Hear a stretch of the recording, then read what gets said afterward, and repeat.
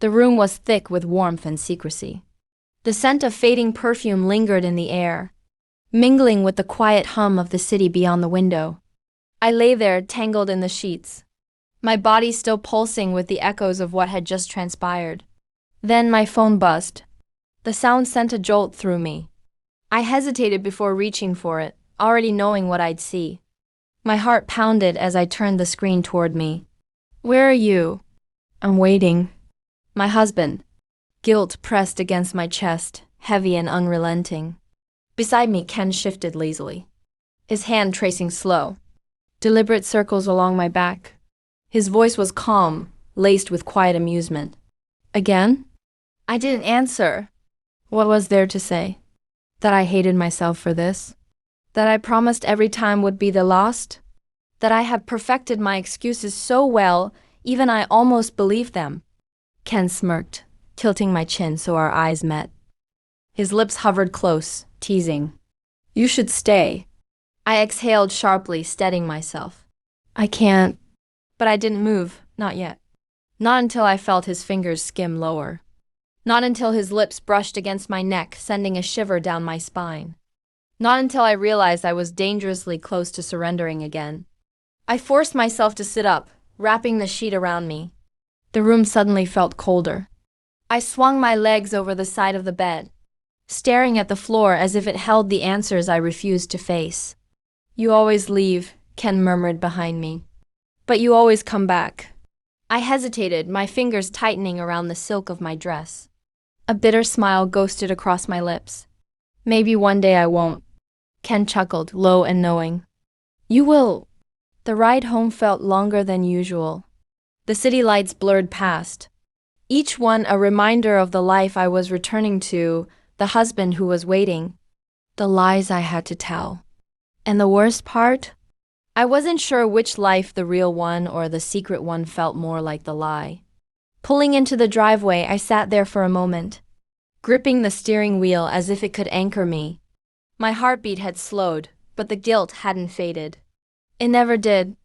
It only buried itself deeper, waiting for quiet moments to claw its way back to the surface. The porch light was on. He was still awake. I inhaled sharply, straightening my dress, wiping away the last traces of Ken's touch. My fingers found my wedding ring in the cup holder, cool against my skin as I slid it back onto my finger. A perfect circle, like the cycle I couldn't seem to break. I stepped inside. Nathan was sitting on the couch, his laptop open but forgotten. He looked up the moment I closed the door. "Late night?" His voice was calm, but his eyes were searching. I nodded, forcing a smile. "Yeah, work ran over. I grabbed a drink with some colleagues. Should have texted." It was effortless now, lying. The words slipped from my lips, like second nature, smooth, practiced. And that scared me more than anything. Nathan sighed, rubbing his temples. "I was worried." Guilt twisted in my stomach, sharp and unforgiving. He wasn't accusing me. He wasn't angry. He was just concerned. And somehow that made it worse. "I'm sorry," I whispered, walking over to him. I leaned down, pressing a kiss to his forehead. He smelled like home, like comfort.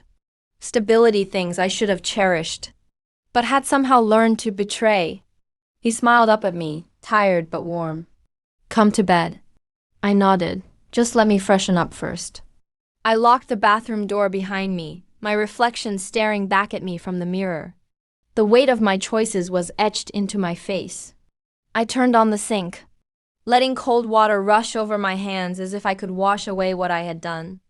But no matter how hard I scrubbed, the stain remained. And deep down, I knew eventually everything would come crashing down. The only question was when.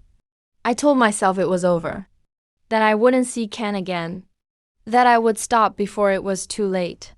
But that was the thing about temptation, it never let go so easily. It started with a text. 3 words that sealed my fate. "I miss you." The next night, I was back at his apartment. The door had barely closed before his hands were on my waist, his lips claiming mine. I let myself sink into the heat, the escape. But this time, something was different. This time, the weight of it pressed heavier against my chest. The guilt was no longer a distant whisper. It was a scream clawing at me even as I fell deeper into Ken's arms. Afterward, as I lay beside him, my phone vibrated again. A message from Nathan? We need to talk. A chill ran through me. My stomach twisted painfully. Ken must have noticed because he propped himself up, brushing a strand of hair from my face. What is it? I shook my head, locking my phone and placing it face down on the nightstand. Nothing. But it wasn't nothing. It was everything.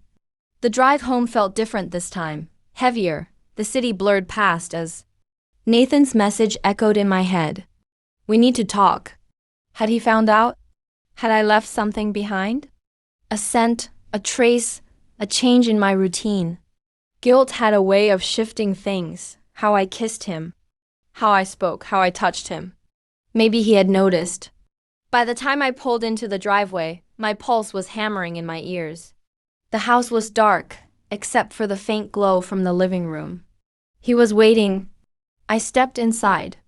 Nathan was sitting on the couch, elbows on his knees, fingers steepled together. He looked up as I entered, his expression unreadable. I swallowed hard. Hey. He didn't answer right away. He just studied me, peeling back my silence, searching for what I was hiding. Then he motioned to the seat across from him. Sit. I hesitated but obeyed, lowering myself onto the couch. My hands felt clammy. A long pause. Then, finally, he exhaled. I know, Amara. The room tilted. My stomach lurched. I wanted to deny it, to feign ignorance, to spin another lie. But I couldn't, not when his eyes held the truth so firmly. I've known for a while, he continued. I just didn't want to believe it. Silence stretched between us, heavy and suffocating. Then he whispered the question that shattered me. Why? I had no answer. And just like that, the storm I had been dreading was here. But it wasn't rage or a confrontation. It was something worse. It was the quiet kind of heartbreak. The kind that left nothing behind but ruin.